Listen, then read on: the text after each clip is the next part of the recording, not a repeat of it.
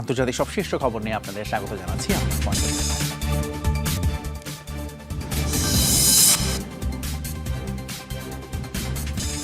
Iran ইস্যুতে দুদেশের অবস্থান অভিন্ন। শি জিনপিং এর সাথে দ্বিতীয় দফার বৈঠক শেষে জানালেন ট্রাম্প, মাইল ফলক আখ্যা দিলেন চীনের রাষ্ট্রপ্রধান। আধিপত্যবাদ জিইয়ে রাখতে মহা ধুমধামে জেরুজালেম ডে উদযাপন করল ইসরায়েল। আরবদের নিয়ে আপত্তিকর স্লোগান, ফিলিস্তিনিদের উপর হলো চড়াও। ইউক্রেনের আকাশসীমায় রাশিয়ার ভয়াবহ হামলায় প্রাণহানি বেড়ে 24, দুদিনে 1,500-এর বেশি ড্রোন ছুড়েছে মস্কো। পালিত হচ্ছে একদিনের শোক।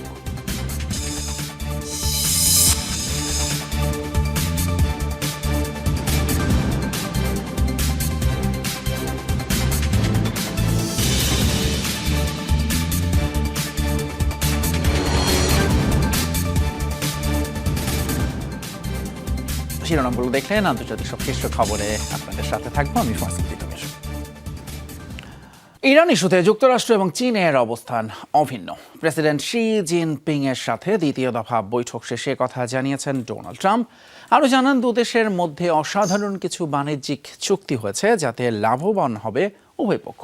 এদিকে স্বাগতিক দেশের রাষ্ট্রপ্রধানের দাবি, অনন্য উচ্চতায় পৌঁছেছে দ্বিপাক্ষিক সম্পর্ক। মধ্যাহ্নভোজ শেষে এরই মধ্যে দেশের পথে রওনা হয়েছেন মার্কিন প্রেসিডেন্ট এবং তার প্রতিনিধি দল। সকালে চীনের ঐতিহ্যবাহী ঝংনান হাই পৌঁছায় মার্কিন প্রেসিডেন্ট ডোনাল্ড ট্রাম্পের গাড়িবহর। দ্বিতীয় দফার বৈঠকে অংশ নেন দুদেশের সীমিত সংখ্যক প্রতিনিধি। রুদ্ধদ্বার আলোচনায় সাংবাদিকদের প্রবেশও সীমিত করা হয়। চা চক্রের মাধ্যমে শুরু হয় আলোচনা। এদিন ট্রাম্প ও জিনপিং এর 1-to-1 বৈঠক হয়। মার্কিন প্রেসিডেন্ট প্রশংসায় ভাষণ শিখে বিস্তারিত না জানালেও ট্রাম্পের দাবি, উভয় পক্ষের মধ্যে অসাধারণ কিছু বাণিজ্যিক চুক্তি হয়েছে। অসাধারণ এই সফরে ভালো কিছু হয়েছে। বেশ কিছু বাণিজ্যিক চুক্তি হয়েছে যা উভয় দেশের জন্যই চমৎকার। শির ব্যক্তিত্বকে অত্যন্ত শ্রদ্ধা করি, পরস্পরকে এক যুগ ধরে চিনি। নিঃসন্দেহে এটা দীর্ঘ সময়। আমরা এমন অনেক সমস্যার সমাধান করেছি যা অন্যরা পারত না। আমাদের সম্পর্ক খুবই দৃঢ়।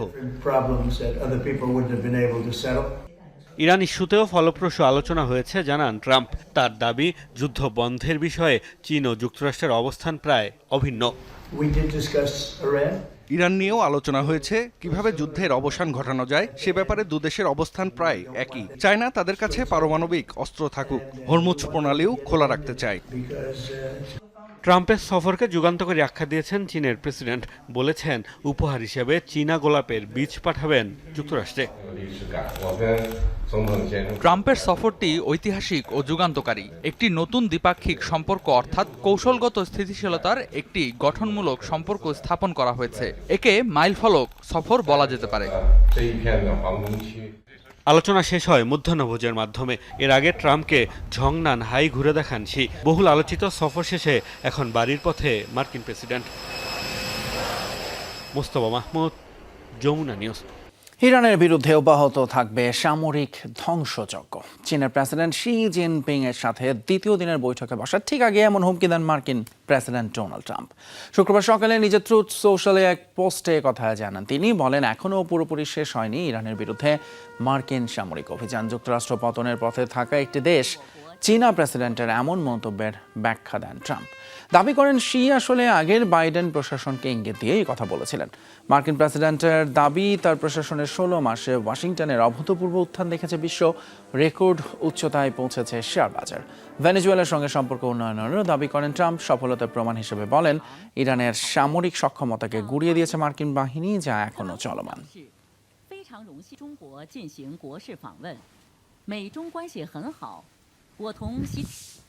চীনের ক্রমবর্ধমান চাপের মুখে প্রতিরক্ষা সক্ষমতা বাড়াচ্ছে তাইওয়ান। মার্কিন প্রেসিডেন্ট বেইজিং সফরকালেই অত্যাধুনিক টহল জাহাজ উন্মোচন করে স্বায়ত্তশাসিত অঞ্চলটি। ক্ষেপণাস্ত্র বহনে সক্ষম জাহাজগুলো যুদ্ধ পরিস্থিতিকে নৌবাহিনীকে সহায়তা করতে পারবে। তাই তাইওয়ান প্রণালীতে উত্তেজনার মধ্যে এই পদক্ষেপকে হুঁশিয়ারি বার্তা হিসেবে দেখছেন বিশ্লেষকরা। দেখতে টহল জাহাজের মতো হলেও ভেতরে লুকায়িত যুদ্ধ জাহাজের সক্ষমতা। তাইওয়ানের নতুন আনপিং ক্লাস ক্যাটারমারান জাহাজগুলো তৈরি করা হয়েছে দ্রুতগতির স্টেলথ যুদ্ধ জাহাজের আদলে। শুক্রবার উদ্বোধন করা হয় এই বহরের দ্বাদশ এবং শেষ জাহাজ ডংগ্যাং। এ সময় উপস্থিত ছিলেন ওশান অ্যাফেয়ার্স কাউন্সিলের মন্ত্রী কোয়ান বিলিং। শুধু আইন শৃঙ্খলা রক্ষার দায়িত্বে সীমাবদ্ধ থাকবে না কোস্টগার্ড, তারা তাইওয়ানের সার্বভৌমত্ব রক্ষায় কাজ করছে। প্রণালীর আশেপাশে নিরাপত্তা পরিস্থিতি দিন দিন জটিল হয়ে উঠছে। সেই বাস্তবতায় নতুন প্রজন্মের এই জাহাজ। জাহাজগুলোর পেছনের অংশে রাখা হয়েছে অ্যান্টিশিপ মিসাইল বসানোর বিশেষ ব্যবস্থা, অর্থাৎ যুদ্ধ পরিস্থিতিতে এগুলো হয়ে উঠতে পারে আক্রমণাত্মক। তাইওয়ানের দাবি, কয়েক বছর ধরেই দ্বীপটির চারপাশে নিয়মিত যুদ্ধজাহাজ ও বিমান পাঠিয়ে চাপ বাড়াচ্ছে চীন। এসব কর্মকাণ্ডকে গ্রে জোন বা নজরদারির কৌশল বৃদ্ধি হিসেবে বর্ণনা করছে তাইপে। চীন অবশ্য বরাবরই তাইওয়ানকে নিজ ভূখণ্ড দাবি করে আসছে। বৃহস্পতিবার বেইজিংয়ে মার্কিন প্রেসিডেন্টের সাথে বৈঠকে শি জিনপিং সতর্ক করে বলেন, তাইওয়ানকে সহায়তার উদ্দেশ্যে সমর্থন জানালে নড়বড়ে হতে পারে চীন যুক্তরাষ্ট্র সম্পর্ক। তাইওয়ান ঘিরে যখন চীনের নৌবাহিনী সামরিক মহড়া চালায়, তখন তাদের গতিবিধি নজরদারি করার জন্য কোস্টগার্ডকে টহলে পাঠায় তাইপে।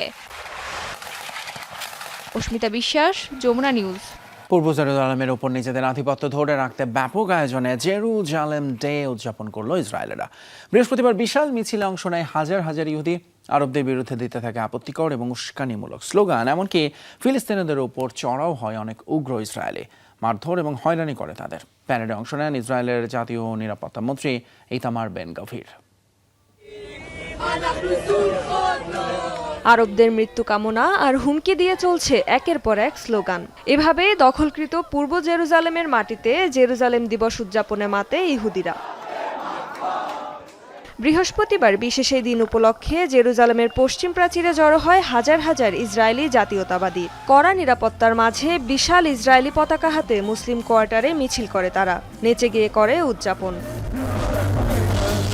শহর জুড়ে কয়েক হাজার পুলিশ মোতায়েন করে ইসরায়েলি কর্তৃপক্ষ, যাদের অনেকেই সজ্জিত ছিল দাঙ্গা নিয়ন্ত্রণের সরঞ্জামে। ওল্ড সিটির বাইরের ফিলিস্তিনিদের বাধা দিতে দামাস্কাস গেট এলাকায় ব্যারিকেড বসায় নিরাপত্তা বাহিনী। মিছিল শুরুর আগে দোকান বন্ধে বাধ্য করা হয় ফিলিস্তিনি ব্যবসায়ীদের।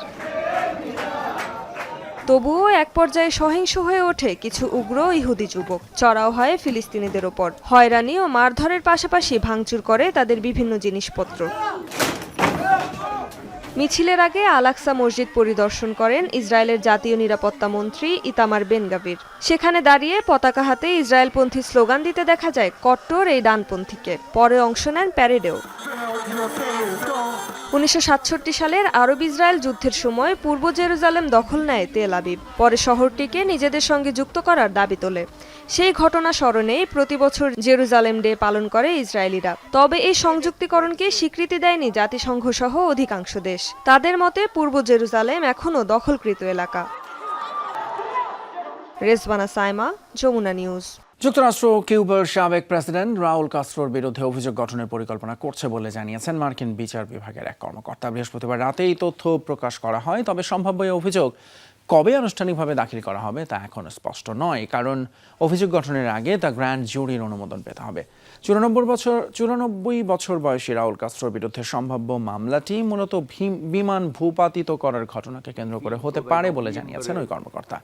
রাউল কাস্ট্রো কিউবার বিপ্লবী নেতা ফিদেল কাস্ট্রোর ছোট ভাই। তিনি 2008 থেকে 2018 সাল পর্যন্ত কিউবার প্রেসিডেন্ট ছিলেন।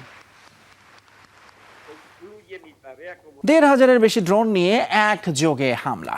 4 বছর ধরে চলমান যুদ্ধে ইউক্রেনের আকাশসীমায় এটাই রাশিয়ার সবচেয়ে বড় এবং শক্তিশালী আক্রমণ। দুদিনের এই অভিযানে ব্যাপক ক্ষতিগ্রস্ত রাজধানী কিয়েভ। এখন পর্যন্ত 24 জনের মরদেহ উদ্ধার করা হয়েছে, শিশু সহ আহত কমপক্ষে 47 জন। ধ্বংসস্তূপের নিচ থেকে উদ্ধার হয়েছে 30 জন। নিহতদের স্মরণে শুক্রবার পালিত হচ্ছে একদিনের শোক। কিয়েভের আকাশ থেকে কাটছে না কালো ধোঁয়া। 4 বছরেরও বেশি সময় ধরে চলছে যুদ্ধ। বুধবার ইউক্রেনের আকাশসীমায় চালানো এটাই রাশিয়ার সবচেয়ে শক্তিশালী ড্রোন হামলা। মুহূর্তেই ধসে পড়ে বাড়িঘর, স্থাপনাসহ বহু গুরুত্বপূর্ণ অবকাঠামো। ব্যাপক ক্ষতিগ্রস্ত হয় সড়ক ও যানবাহন। ধ্বংসস্তূপের নিচে চাপা পড়ে বহু মানুষ। ইউক্রেনের দাবি, দুদিনে একযোগে 1,500-এরও বেশি ড্রোন ব্যবহার করে আঘাত হেনেছে রাশিয়া। অভিযান চলাকালে মস্কোর অন্তত 41টি ক্ষেপণাস্ত্র এবং 710টি ড্রোন ভূপাতিতের দাবি জানিয়েছে কিয়েভ। হামলার পর মাথায় শুধু একটাই চিন্তা ঘুরছিল, কিভাবে সহায়তা করব। আপনি নিজে যখন এ পরিস্থিতির মধ্য দিয়ে যাবেন, একটা জিনিসই চাইবেন, শিগগিরই শেষ হোক এই যুদ্ধ। আমিও চাই এই যুদ্ধে যেন আর কেউ প্রাণ না হারায়। ভয়াবহ হামলার ঝক্কি সামলাতে 28 ঘন্টারও বেশি সময় ধরে চলে উদ্ধার অভিযান। ধ্বংসস্তূপের নিচ থেকে জীবিত উদ্ধার করা হয় কমপক্ষে 30 জনকে। আহতদের দ্রুততম সময়ে নেওয়া হয় হাসপাতালে। ঘটনাস্থল পরিদর্শনে গেছেন প্রেসিডেন্ট ভলোদিমির জেলেনস্কি। নিহতদের স্মরণে শুক্রবার শোক দিবস পালিত হচ্ছে ইউক্রেনে। অন্যদিকে হামলার বিষয়ে এখনও মুখ খুলেনি মস্কো। সাবরিনা নুসরাত, যমুনা নিউজ। অন্যদিকে রাশিয়ার একটি তেল শোধনাগারে হামলা চালিয়েছে ইউক্রেন। বৃহস্পতিবার রুশ শহর রায়াজানে অবস্থিত তেল শোধনাগারটিতে আঘাত হানে কিয়েভের ড্রোন। এতে আগুন ধরে যায় স্থাপনাটিতে। এছাড়া কিয়েভের হামলায় শহরটির একাধিক ভবন ক্ষতিগ্রস্ত হয়েছে। এসব হামলায় কমপক্ষে 3 জন নিহত হয়েছে বলে জানিয়েছে কর্তৃপক্ষ। ইউক্রেন জানিয়েছে রাতভর রাশিয়ার 23টি সামরিক স্থাপনা লক্ষ্য করে ড্রোন হামলা চালিয়েছে তারা। ফিনল্যান্ডের রাজধানী হেলসিঙ্কিতে শনাক্ত হয়েছিল সন্দেহভাজন ড্রোন তৎপরতা, যার জেরে দেশটিতে জারি করা হয় জরুরি সতর্কতা। এক নির্দেশনায় নাগরিকদের নিরাপদ স্থানে সরে যাওয়ার নির্দেশ দেওয়া হয়েছিল, এমনকি মোতায়েন করা হয়েছিল যুদ্ধ বিমানও। তবে এখন পরিস্থিতি স্বাভাবিক, দাবি স্বরাষ্ট্র মন্ত্রণালয়ের। জানায় এসব ড্রোন তৎপরতা এখন আর কোনো হুমকি তৈরি করছে না, নাগরিকরা স্বাভাবিক চলাফেরা করতে পারবে বলেও জানায় মন্ত্রণালয়। 3 ঘন্টায় স্থগিত থাকার পর পুনরায় কার্যক্রম শুরু হয় হেলসিঙ্কির বিমানবন্দরেও।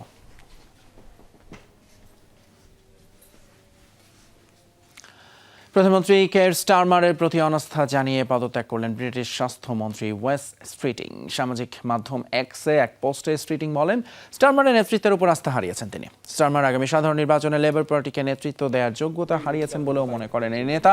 বলেন, দলের ভেতরে ভবিষ্যৎ নেতৃত্ব নিয়ে ভাবনার প্রতিযোগিতা হওয়া উচিত, ব্যক্তিগত দ্বন্দ্ব নয়। সম্প্রতি স্থানীয় নির্বাচনে ভরাডুবির জেরে নজিরবিহীন চাপে পড়েন লেবার পার্টির নেতা স্টারমার। তার পদত্যাগের দাবি তোলেন একের পর এক দলীয় আইন প্রণেতা। পদত্যাগও করেন তার প্রশাসনের অনেকে। স্টারমারের পদত্যাগ বা নেতৃত্ব পরিবর্তনের রোডম্যাপ চান 80 জনেরও বেশি এমপি। নিজস্ব প্রযুক্তিতে তৈরি ফাতাহ 4 ক্ষেপণাস্ত্রের সফল পরীক্ষা চালিয়েছে পাকিস্তান। বৃহস্পতিবার সেনাবাহিনীর রকেট ফোর্স কমান্ড ক্ষেপণাস্ত্রটির পরীক্ষামূলক উৎক্ষেপণ চালায় বলে জানায় দেশটির আন্তঃবাহিনীর জনসংযোগ অধিদপ্তর ISPR। সংস্থাটি বলছে, আধুনিক প্রযুক্তি সম্পন্ন ভূমি থেকে নিক্ষেপযোগ্য ক্রুজ ক্ষেপণাস্ত্রটি দূরপাল্লার লক্ষ্যবস্তুতে নিখুঁতভাবে আঘাত হানতে সক্ষম। সেনাদের প্রস্তুতি বাড়ানো এবং ফাতাহ 4 এর প্রযুক্তিগত সক্ষমতা যাচাই করতে এই পরীক্ষা চালানো হয়। ভারতের উত্তরপ্রদেশে ভারী বৃষ্টি এবং বজ্রাঘাতে নিহতের সংখ্যা বেড়ে দাঁড়িয়েছে 117 জনে। সার্বিক নজরদারিতে তৎপর রাজ্য প্রশাসন। নিহতদের প্রত্যেক পরিবারকে কমপক্ষে 4 লাখ রুপি ক্ষতিপূরণ দেওয়ার আশ্বাস দিয়েছে প্রশাসন। কর্তৃপক্ষের তথ্য মোতাবেক গেল 24 ঘন্টায় ব্যাপক ঝড়ে ক্ষতির শিকার 19টি জেলা। প্রাণ গেছে 1.5 শতাধিক গবাদি পশুর, ধসে পড়েছে 100-র কাছাকাছি বাড়িঘর, দেয়াল ও বৈদ্যুতিক খুঁটি। ব্যাহত যোগাযোগ এবং ইন্টারনেট ব্যবস্থা। এখনও চলছে উদ্ধার অভিযান। পরিস্থিতির সার্বিক তত্ত্বাবধানে 24 ঘন্টা সচল রাখা হয়েছে সরকারি কমন স্টেশন।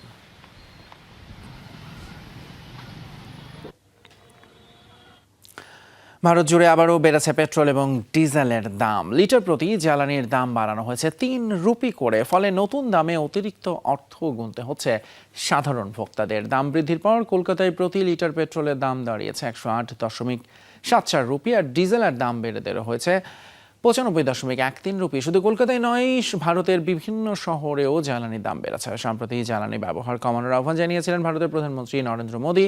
এমনকি বিদ্যুৎ ও জ্বালানির সাশ্রয়ে দেশবাসীকে ওয়ার্ক ফ্রম হোম পরামর্শ দেন তিনি। বিশ্লেষকদের আশঙ্কা, জ্বালানির দাম বাড়ায় দেশজুড়ে মূল্যস্ফীতির চাপ আরও বাড়তে পারে। বিশেষ করে বাস, ট্রাক, ট্যাক্সি সহ পরিবহন খরচ বাড়ার সম্ভাবনা রয়েছে। এর প্রভাব পড়তে পারে নিত্যপণ্য পরিবহন এবং দৈনন্দিন জীবনযাত্রাতেও।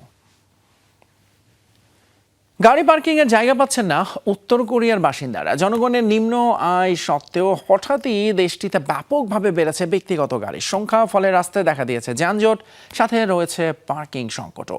বিশেষজ্ঞরা বলছেন, সম্প্রতি পিয়ংইয়ং এর আইনে পরিবর্তন এবং চোরাই পথে চীন থেকে গাড়ি আমদানির ফলেই বহু মানুষের কাছে সহজলভ্য হয়েছে প্রাইভেট কার। নানা অসুবিধা হলেও এতে পরোক্ষ সমর্থন রয়েছে কিম প্রশাসনের।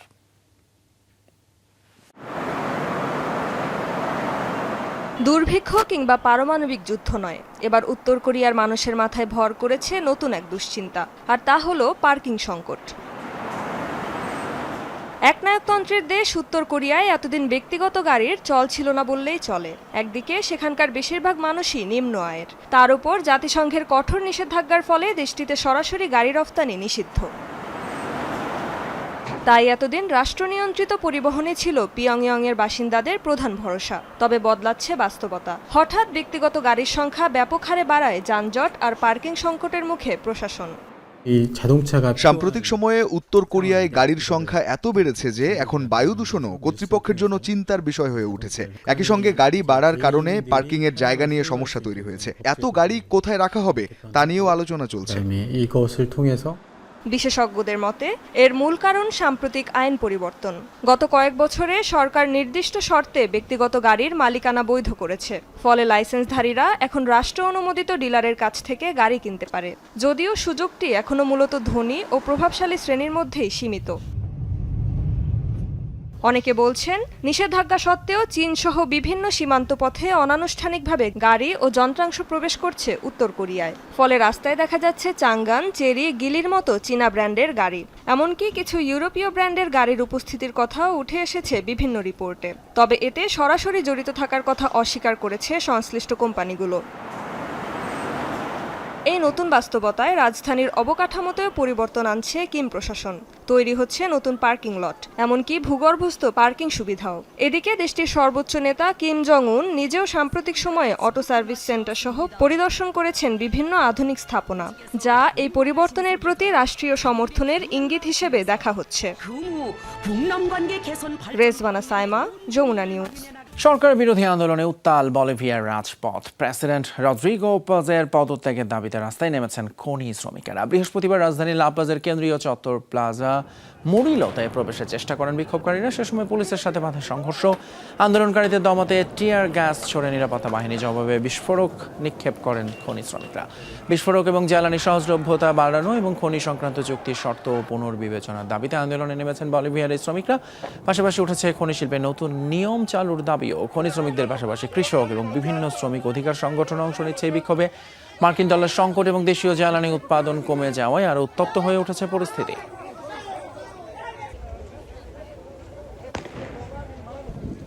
রুদ্ধশ্বাস এক অভিযানে আটলান্টিক মহাসাগর থেকে 11 জনকে উদ্ধার করেছে মার্কিন বিমান বাহিনী। একটি ব্যক্তিগত বিমান দুর্ঘটনার শিকার হয়ে একটা লাইফ র্যাফটে ভেসেছিলেন তারা। নাটকীয় অভিযানের ভিডিও প্রকাশ করেছে পেন্টাগন। গেল মঙ্গলবার বাহামাস থেকে যাত্রীদের নিয়ে বিমানটি মেলবোর্ন শহর থেকে প্রায় 80 মাইল দূরে সমুদ্রে পড়ে যায়। দুর্ঘটনার পরপরই বিমানে জরুরি সিগন্যাল সক্রিয় হয়, যা শনাক্ত করে যুক্তরাষ্ট্রের কোস্টগার্ড। সৌভাগ্যক্রমে তখনই আকাশে প্রশিক্ষণ মিশনে থাকা একটি বিমান উদ্ধার অভিযানে যুক্ত হয়। প্রতিকূল পরিবেশেও একে একে যোগ দেয় বিমান বাহিনীর রিজার্ভ টিম এবং রেস্কিউ উইংয়ের একটি হেলিকপ্টার। 11 জনকে নিরাপদে হেলিকপ্টারে তুলে চিকিৎসার জন্য পাঠানো হয়। কর্তৃপক্ষ জানিয়েছে প্রায় 5 ঘন্টা ধরে সমুদ্রে ভেসেছিলেন উদ্ধারকৃতরা। দর্শক, এই ছিল আমাদের আজকের যমুনা আইডেস্কে। এতক্ষণ সাথে থাকার জন্য ধন্যবাদ আপনাদের সবাইকে।